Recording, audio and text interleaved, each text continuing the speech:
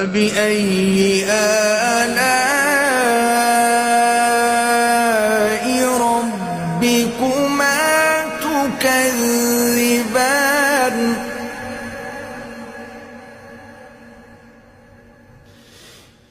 ولمن خاف مقام ربه جنتان فبأي